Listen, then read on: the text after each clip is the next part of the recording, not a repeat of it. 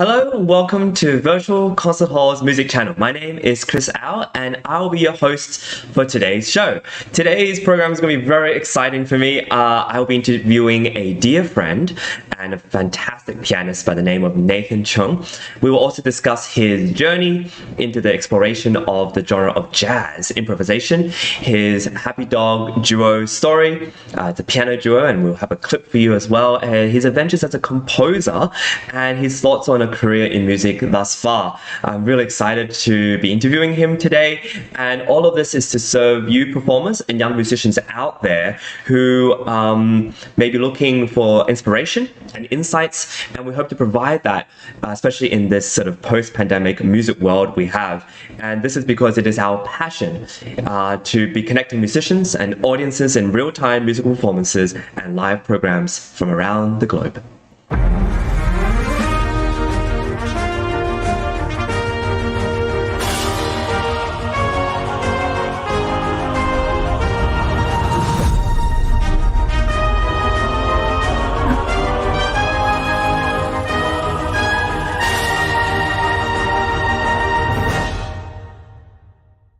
Hello and welcome to Virtual Concert Hall's live music channel. My name is Chris Au. I'm really happy to be your host today. We have a really exciting program prepared, but before that, I want to talk a little bit about our 2023 to 2024 season that's coming up. We have an incredible array of shows, including and in venues, including Carnegie Hall, and we have a lot of different orchestras for soloists and ensembles to perform with. And if you're a composer, we also would love to have your music and showcase it in places like Carnegie Hall. I have the incredible privilege today to also introduce a fantastic pianist by the name of NATHAN CHEUNG. This is a real privilege for me and I'm really happy to be doing so. But first, let's take a look at what we have in store this coming season.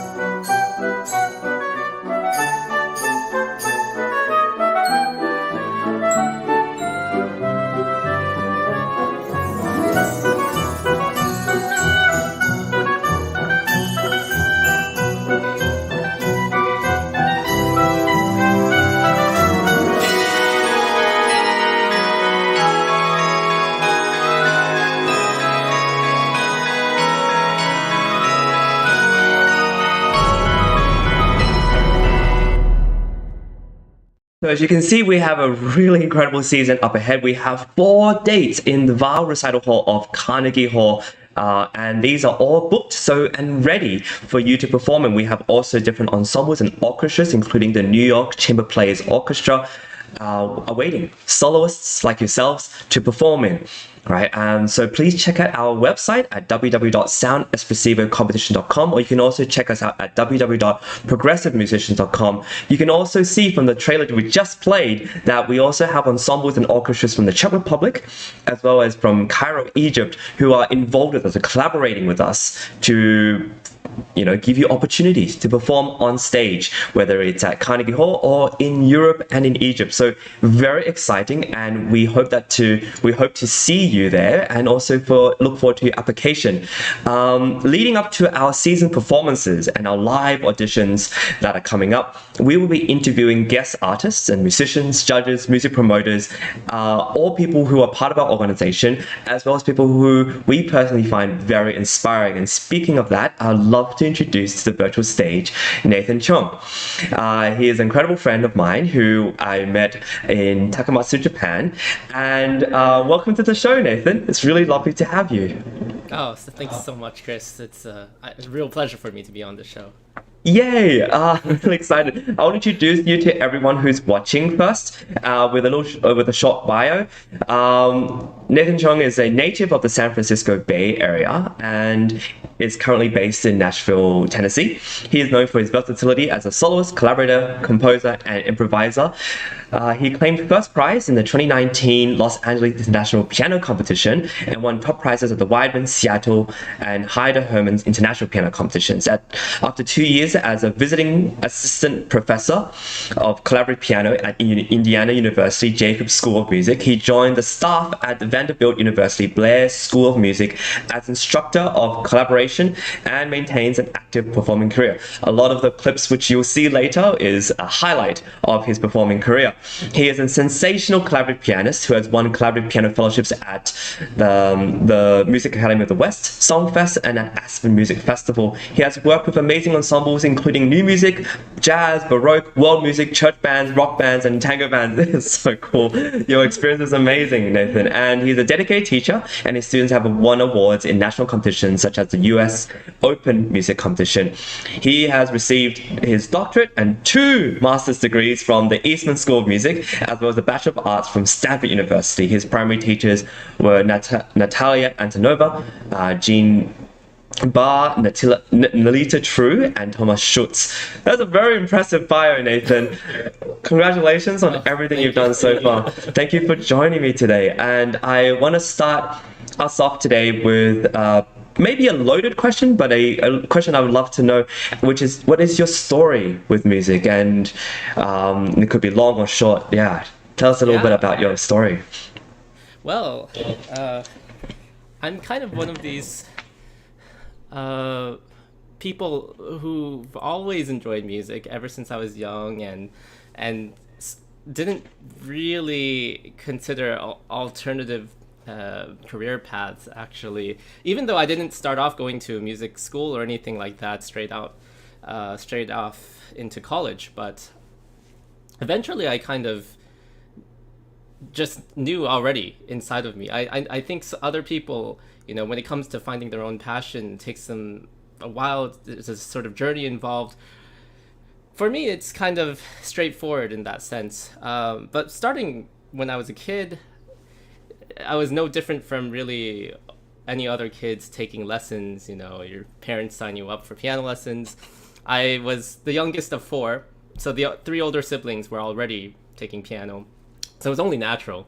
But the difference is that the 3 older siblings eventually quit by the time they reached high school, and I just loved it. I was actually quite obsessed with classical music.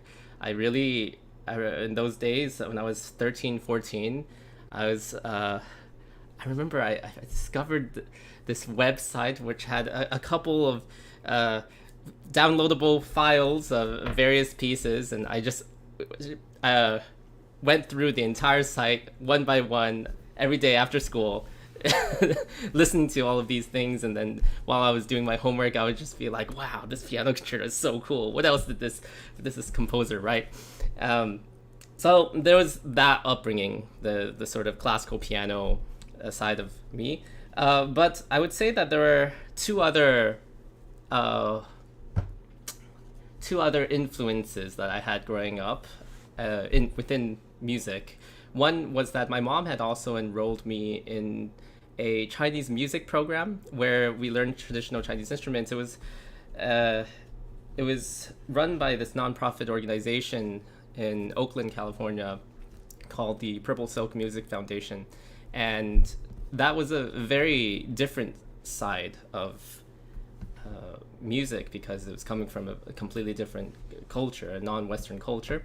And so, you know, you learn things like reading not note notation, not Western music notation, but a sort of numbered system, and solfege actually was not taught, but was built in, actually, because of this number system, and because the teachers all just used solfege syllables, and other things like that. So getting used to different sounds, and so I grew up with this. It was a weekend activity. Every Saturday I would go take my instrument. I played a plucking instrument. It was well, I first started off with a moon guitar, and then they upgraded me to a xiaoran. And then after that, somewhere around my middle school days, then they said, you know, we think you're skilled enough to learn the machine. And I was like, wow, what's that? Wow. And it was the smallest of the instruments. And I was like, oh, why do I have to learn this really small guitar lute-like instrument? That ended up being essentially my second primary instrument, and it taught me a lot about string technique, plucking, and other things like that. So there was this sort of world music side. Eventually, through that avenue, I was able to actually play other cultures' music. There were some world music festivals where I got to play my Chinese instrument in the context of like Indian ragas, and along with different kinds of Baroque musicians, Azerbaijani musicians, and so on. So that was a whole nother side of my musical development. And then I would say the third part that sort of contributed to my upbringing was a sort of I used to be a churchgoer quite frequently back when I was a kid. I went to a school called Chinese Christian Schools, and it involved a lot of singing. Every weekend I was singing, just in congregation. Eventually it found its way. I was in a few choirs somehow, both when I was a kid and when I was in college as well. So that, but not only was I doing singing for that, but I was also playing in the worship team or like in the band, and that required reading lead sheets. And you would see you had to know, of course, how the song goes. Yeah. And then you see the chords, see the changes, and then you just kind of like make stuff up. You have to kind of get a feel for the style.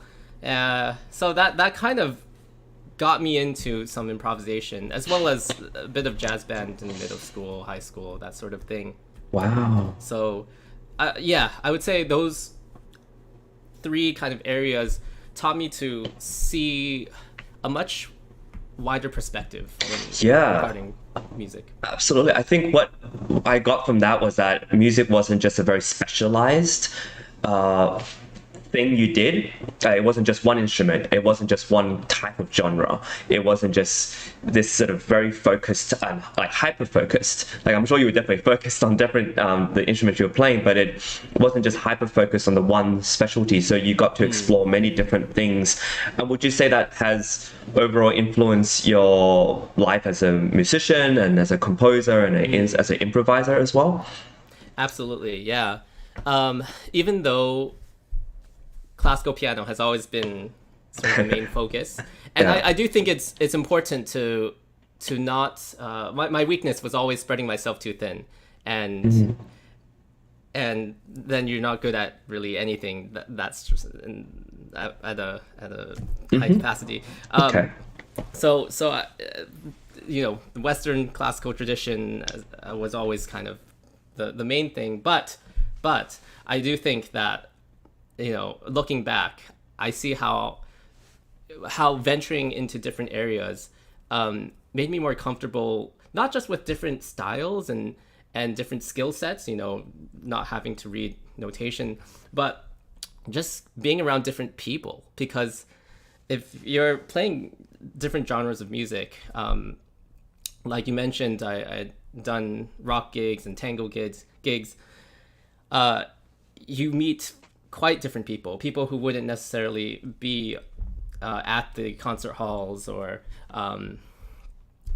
especially the rock gigs. Those take you to bars and house shows and a few clubs and things like that. So it's like you really see much more of the world. And so that it makes me think like, okay, when you really think about the music industry, it's like, what could that mean? It could mean so many.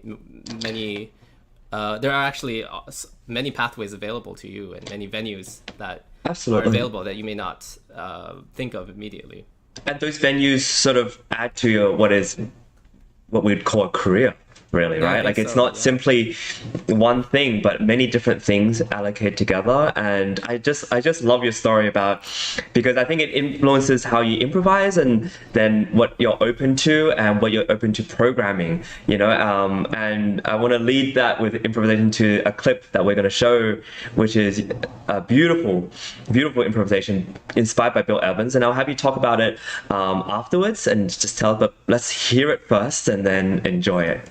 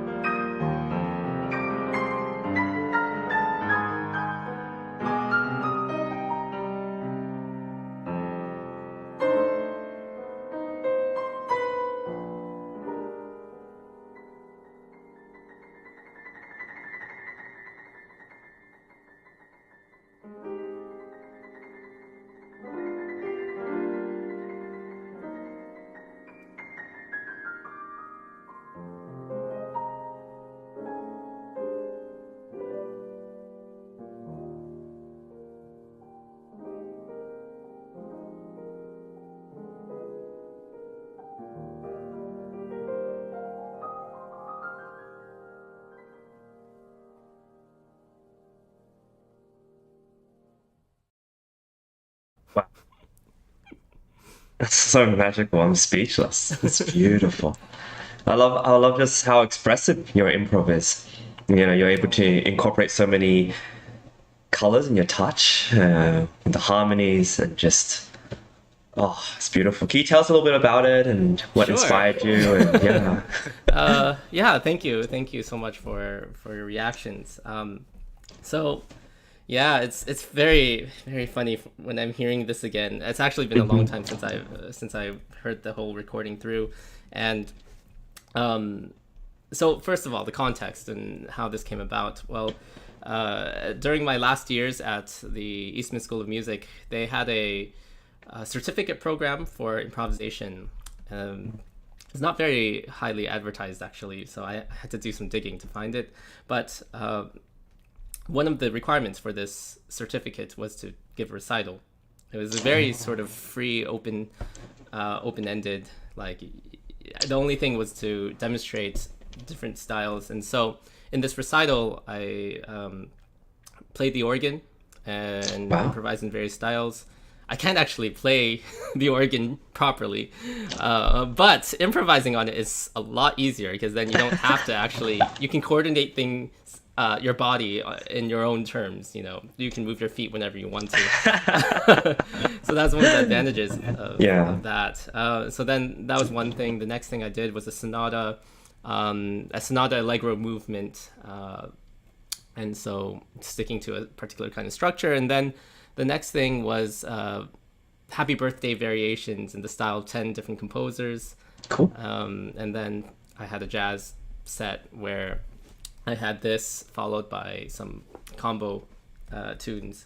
And so the idea actually it came from my girlfriend, Yoshiko Arahata, who said, hey, it would be a really cool idea if you took a tune, you know, took a classical work like the Chopin Nocturne, and if you, like, I don't know, did it in a different style. That's I guess that I don't know if I can do it. I never really done that before, and so for me to try to do it in the style of Bill Evans, who is one of my favorite jazz artists, was a real challenge. And so I would say that in that particular improvisation, also what I sketched, there was some paper in front of me in that performance, and so what I sketched for myself was just kind of the melody,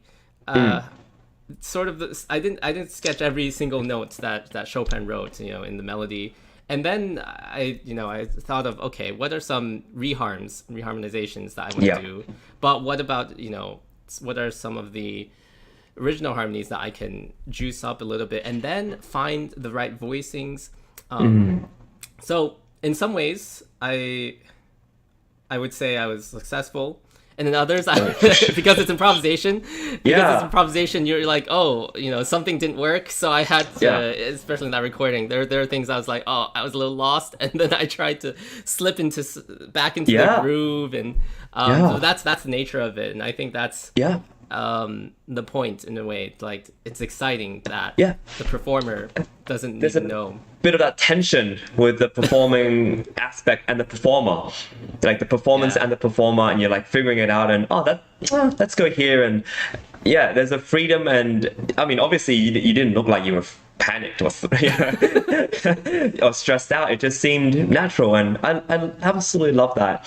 It's really, really cool. And I think the expressiveness of your voicings, along with the harmonies, along with the Steinway that you were playing, and everything was just magical. You should do a lo-fi version of it or something, and like it's just on repeat, on loop, and just it would be just excellent study music for some people.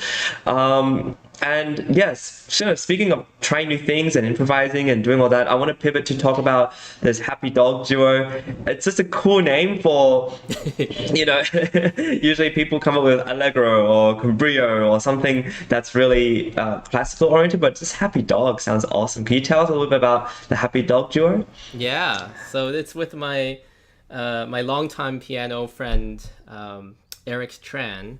We actually studied with the same teacher in middle and high school. So from really the age of 11 and 12. And Wow. he's just a year older than me. That's why I say 11 and 12. And so we studied under this teacher, Mrs. LeMay Liu, and she really liked putting her students together in duets, and which I didn't realize was a very unique thing. I don't think a lot of local piano studios really do that frequently. Yeah. I don't know, that not to my knowledge, but we did it every year, and we didn't do just like one piece. We did a lot of pieces, and so ever since I was 11, I was playing with Eric throughout all the rest of my years in compulsory education, and so of course we were just Eric and Nathan at that time, and we didn't really think of a name or anything. We were just we only met in the context of piano lessons, and outside of that we were totally different school districts, and then Eric first made it to Stanford, and so he went to Stanford, and so my mom was like, well, if he can do it, then you have to apply to Stanford. And so He was the model student. He was the model student, absolutely. Yeah. So I followed sort of in his footsteps. You did it. You made it. Yeah. Yeah, I was like, wow, I can't believe it. It worked out, and we were in the same piano studio at Stanford with Thomas Schultz. Okay. Yeah, so that was about the time when we came up with the name. We usually save it for the end of our concerts. Do you want to play? Do you want to do the clip first, and then you can talk about why? Do you want to do that? So in line with your tradition. I guess sure. Let's do it that way. You have to listen to it, and before you get the story. Yeah. Let's do that. Can we have the clip? Thank you.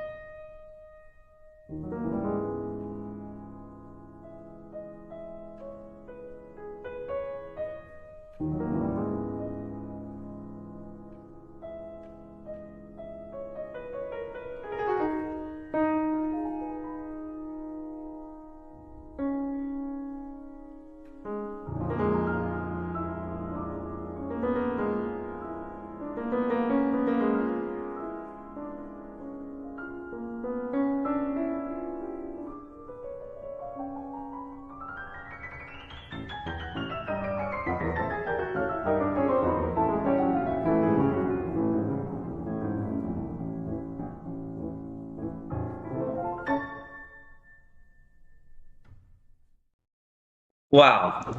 That was awesome. That was so cool. I mean, there was so much like togetherness. It was amazing, and kind of knowing that you and Eric had been playing together since you were 11, 12, etc.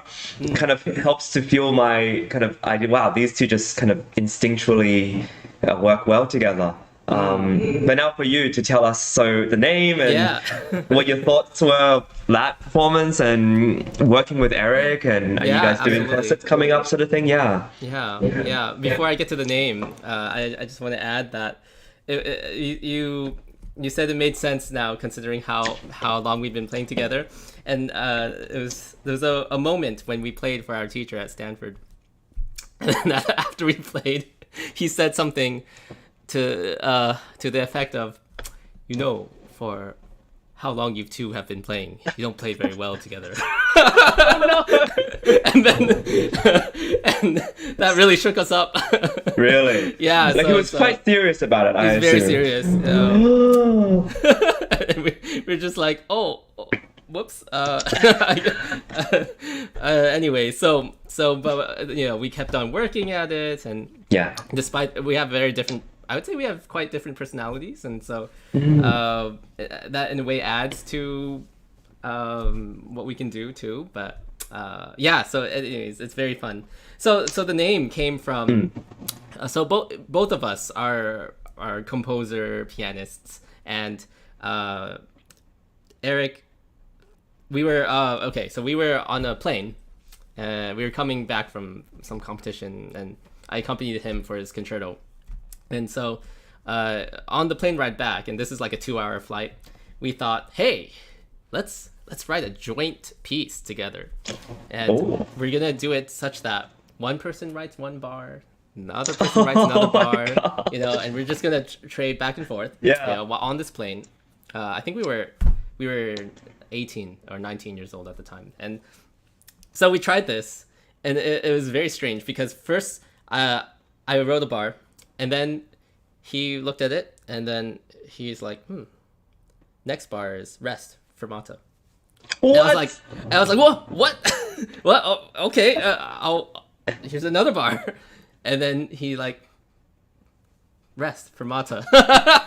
And so he fooled kept you. Yeah. And then, well, of course, he then added some music eventually, but my expectations were super thrown off, and so we continued sort of in this fashion. It wasn't at the later point. It wasn't strictly measure by measure. It was like, okay, well, let me write some right hand here or left hand or something like that. By the end, there are a lot of stops and silences, and I remember we landed safely, and I was mentally listening to the piece in my head. And I said, hey, Eric, this sounds like a stupid dog. And,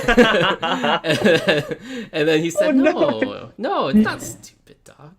It's a happy dog. Oh. And so when we were coming up with duo names, I remember he said it quite instantly. I went up to him and I said, hey, Eric, what should we call ourselves? And instantly, maybe right after I finished the sentence, he said, Happy Dog Duo.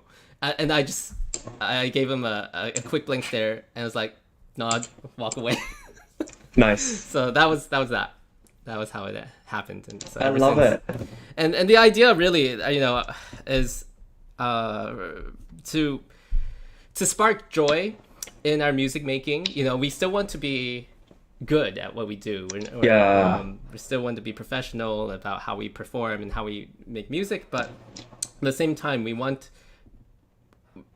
wanted something to take away all the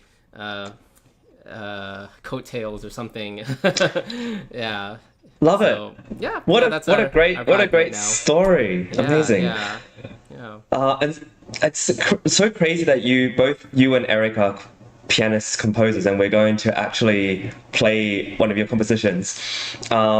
It's called Rapid Fire, and no, I'm going to not give any spoilers to our audience, but it's such a cool piece. Do you want to tell us a little bit about it before we play it, and then you can tell us a bit more about Yeah, I'll tell you. Really only one thing, and okay, it's only for these fingers. No way. It's only for these fingers and no feet. Yes. Okay, let's hear it.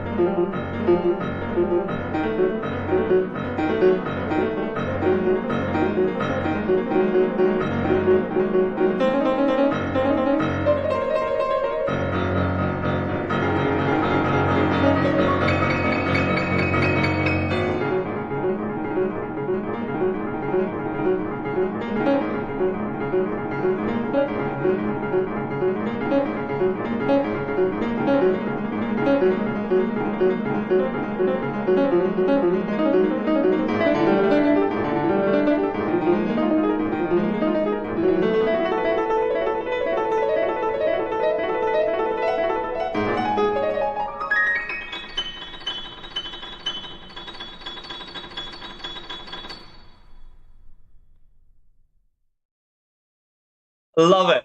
I absolutely love it. Love it so much. I Thank prepared you. this clip and I heard it many times before and I heard it live performed by you and I still love it so much. Oh, It's thank so you. cool. Can you tell us a little bit about it? What Sure. inspired you? Yeah. Yeah.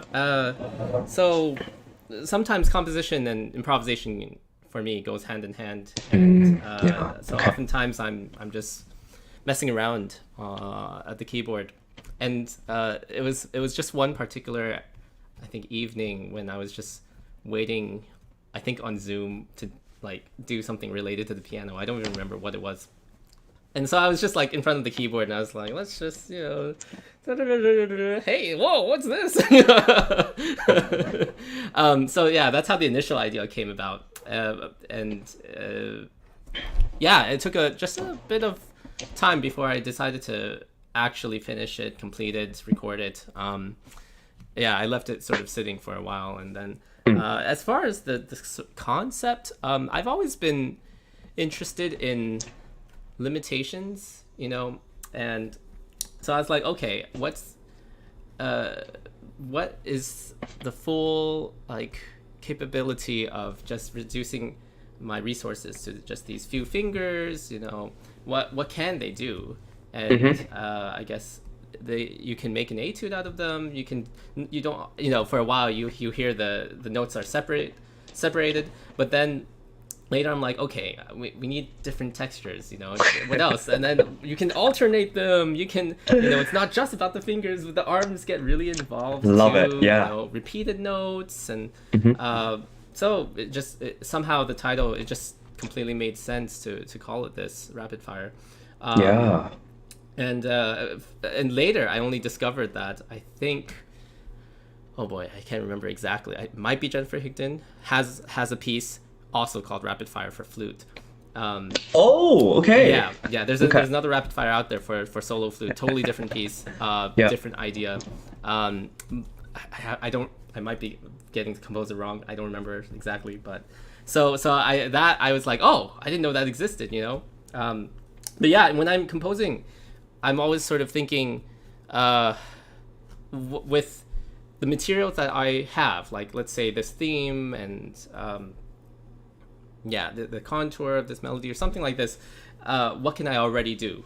Do I have to come up with something very fresh? So a lot of my music kind of borrows from this very classical idea of like, okay, how do you develop a theme? How do you do like what Brahms and Stravinsky did, this whole developing variation concept. So it's still, I think, a very, very effective way of writing music. And so it's creativity within limitations, and maybe because of limitations, a bit more forcing of something creative. Like you have to think of something within those limitations, and it just inspires you. I absolutely love it. We're going just to wrap up the show with just a quick question about wrapping up sort of your life as an improviser, musician of many different backgrounds, Chinese and church band, rock bands, like all these different genres you've played in as a composer and working with other composers and other people who also compose. What would be some advice or some words of advice for musicians who are, in the earlier stage of their career, like maybe in their early 20s or something, who are exploring or want to explore a career in music but haven't really gotten their feet wet? How would they start, or what kind of advice would you give them? Sure. So I guess I'm going to talk about systems, because that's just been on my mind recently. Okay. Just a few years ago I read Atomic Habits by James Clear, and it's a very popular book for a good reason, because it talks about the idea of using systems to govern a kind of like microscopic change, but consistent and day by day or week by week, or some kind of setting some kind of consistency. In other words, habits. So I find that this is really strong concept. You know, it's what I guess drives our, like, hey, you know, did I practice today? Should I practice every day? You know, and so when it comes to career, I think, especially once you leave school, more and more time management becomes so crucial because, well, I guess you could say because time is money, but but it's also our most in a way precious resource. It's like the only non-renewable resource we have. You know? We can never gain back time. You know, so it's kind of an important thing to manage, and so then you decide, like, okay, what are the things that I want to I want to do in my life and as a career, and how do I balance that with living and the everyday chores of just living. And so I think this, like, even before getting into just like, hey, let's try these different styles in music, one has to kind of determine for themselves, like, okay, what can I realistically do with the amount of time that I have, and what kinds of systems can I have in place to, you know, organize my life in certain ways. For me, I have a combination of like a whiteboard and like just a physical, you know, dry eraser markboard, and what did I say? A whiteboard with a marker. Yeah. A markboard. I mark it up a lot. Yes. Yes. and just like really rigorously, you know, using my schedule and living by my schedule. So that's one thing. And then as far as just like being a musician, there's no one way, right? And you know this very clearly.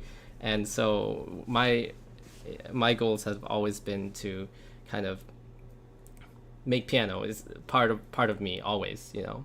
But writing music is super important to me. I've sort of defined that for myself, and improvising is very important to me, and that's a very broad one. So you know, it can be in the context of all these different genres of music, and so I always felt that, okay, these are what define me as a musician. So how can I capitalize on those activities in my career? It means being very proactive, I would say.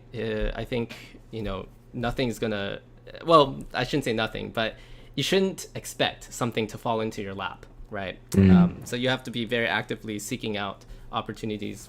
You know, when I moved to Nashville, I was trying to get a sense of the scene, and I immediately started emailing various locations. I was asking some of the people I just met, some other classical musicians I just met who have been in this area for a while, what are the senior homes or assisted living centers that like having musicians, you know.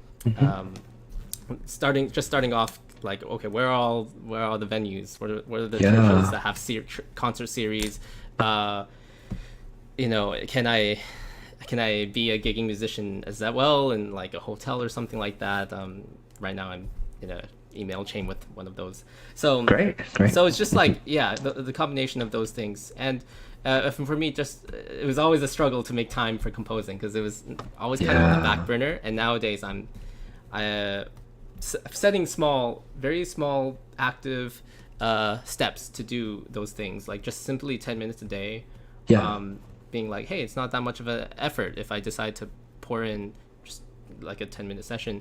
And then you find that, oh, you know, I'm like getting in the zone. I want to work at this more and more. So thank you. That's it. That's putting systems in place that allow you to be organized, reaching out, being proactive, but also what I love is defining what is meaningful and important to you.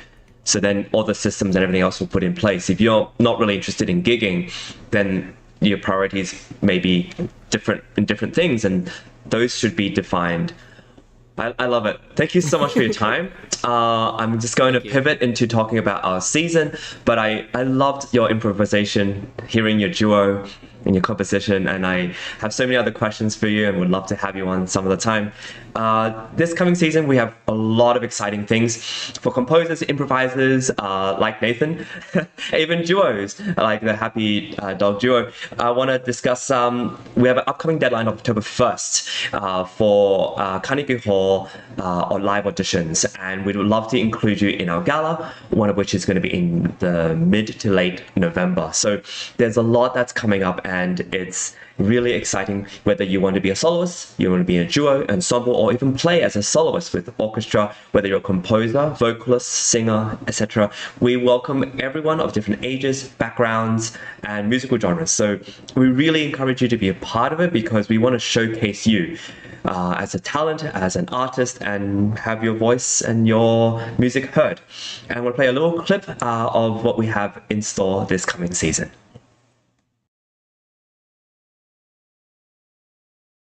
Hey, check this out. I know you have always dreamed of performing in Carnegie Hall. So I think this 2023 to 2024 season at Sound Espressivo will be perfect for you. As a platform, we host live online auditions so you can share your music with the entire world. Then we send you to incredible in-person venues like Carnegie Hall so you can perform solo, as a duo, as an ensemble, and with orchestra. This year we have a total of 4 gala events at Carnegie Hall, as well as 4 different opportunities to perform with orchestras in the US, in the Czech Republic, and even in Egypt. We want to help you fulfill your musical dreams. Go to soundespressivocompetition.com to check out our season and to apply. That's right. So what are you waiting for? Make sure you send in your application. I'm going to bring back Nathan very quickly to just give him a big round of applause and to thank you. Thank you for your time. It's been amazing. Yeah, this is so nice to actually talk to you about this and to hear your advice. And love to have you back on sometime to highlight other things you do, and thank you once again for your time. I also want to give our thanks to our sponsors and our supporters and our collaborators, including many different orchestras and organizations who make all this happen. This upcoming season is very exciting for us, and we'd love for you to be a part of it. And we want to thank all our sponsors who give us their time and energy in order to give opportunities to young musicians and artists like yourself. We also want to give a hand to our team who puts all our scripts and the people behind the scenes who do the tech and production. We give you a huge round of applause because you are very important to us and you make this show happen. A big thanks to you. And with that, we have a show on at 12 noon every single day, and we have live interviews, we have panels coming up, we also have individual shows to show you what we're capable of at Sound Espressivo, and we can't wait to see you next time. Have a good one. See you soon. Bye, everyone.